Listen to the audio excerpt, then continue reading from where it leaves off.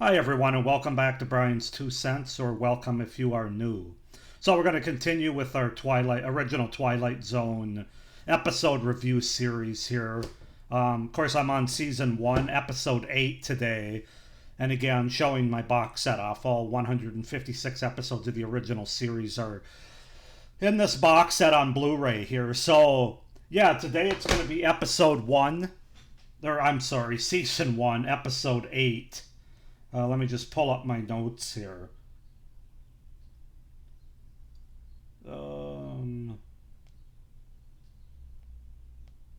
Which is a fairly popular one. Time Enough at Last, Season 1, Episode 8. So this episode aired on November 20th, 1959. It was directed by John Bram, and of course written by Rod Serling. No, wait a minute, was it? Doesn't say written, it says teleplay by Rod Serling. I'm assuming that means the same. Oh, okay, it's based on, it looks like it's based on a book or a short story or something. So, technically it wasn't written, it was adapted. But anyway, this episode stars Burgess Meredith, Jacqueline DeWitt, and Vaughn Taylor. Not a lot of actors in this one. It's really an episode about Burgess Meredith, if you want to be honest about it. But, yeah, basically this is about a book teller who's also a bookworm named Henry Bemis, played excellently by Burgess Meredith. And he gets in trouble with his boss because he's either reading on the job or he's talking to customers about asking him questions about books or have they read this book or that book. And he doesn't give the right change back, things like that. Then his boss calls him to his office, threatens to fire him if he doesn't shape up. And he goes home, and his wife's also giving him the business about how much he reads, that they're going over to play cards with friends. And it turns out that he had a book that she ripped the pages out of or wrote on him or something, blocked them all out. And he goes back to work the next day and decides to go down into the bank vault to read over his lunch break. And there's a huge explosion.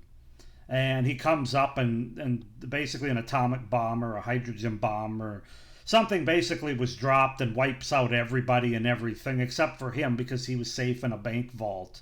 At first he's not sure he wants to live, being the only one left, and then he finds a whole pile of books. And the episode, obviously, that's the episode. So this episode's known for two things, in my opinion. Burgess Meredith and the twist. And a lot of people consider this one of the greatest episodes of the Twilight Zone. I really don't think so. I think it's a very good episode, but it's not in my top 10, frankly.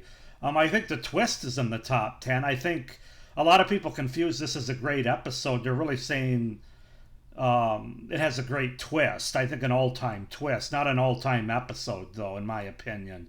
Although Burgess Meredith does give one of the great performances in Twilight Zone. And